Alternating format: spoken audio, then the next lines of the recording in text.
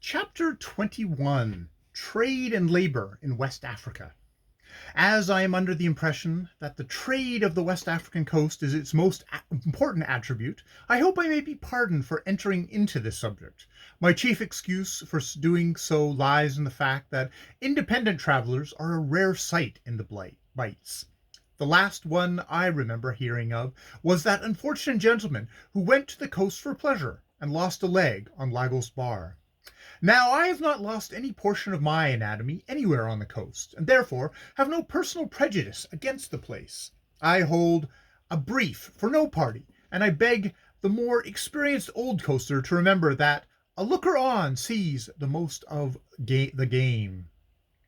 First of all, it should be remembered that Africa does not possess ready-made riches to the extent it is in many quarters regarded as possessing. It is not an India filled with the accumulated riches of ages, waiting for the adventurer to enter and shake the pagoda tree.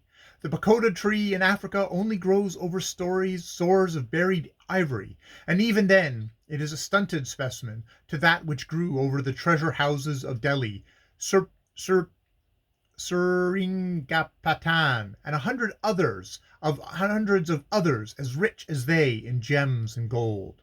Africa has lots of stuff in it, structurally more than any other continent in the world, but it is very much in the structure, and it requires hard work to get it out, particularly out of one of its richest regions, the West Coast, where the gold, silver, copper, lead, and petroleum lie protected against the miner by African fever in its deadliest form, and the produce prepared by the natives for the trader is equally fever-guarded and requires white men of a particular type to work and export it successfully, men endowed with great luck, pluck, patience, and tact.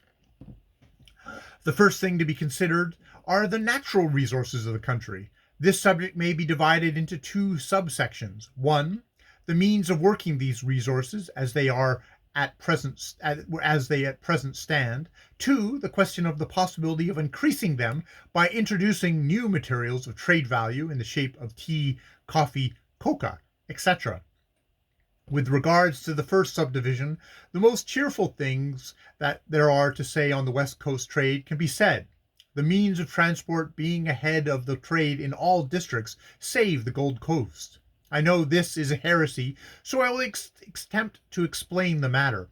First, as regards communication to Europe by sea, the West Coast is extremely well off. The two English lines of steamers managed by Monsieur Elder Dempster, the British African, and the Royal African, are most enterprisingly conducted, and their devotion to trade is absolutely pathetic.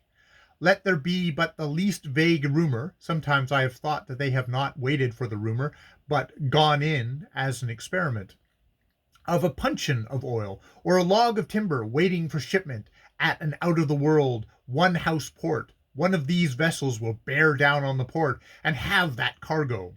In addition to the English lines, there is the Warman line, equally devoted to cargo. I may almost say even more so, for it is currently reported that the Warman liners will lie off and wait for the stuff to grow.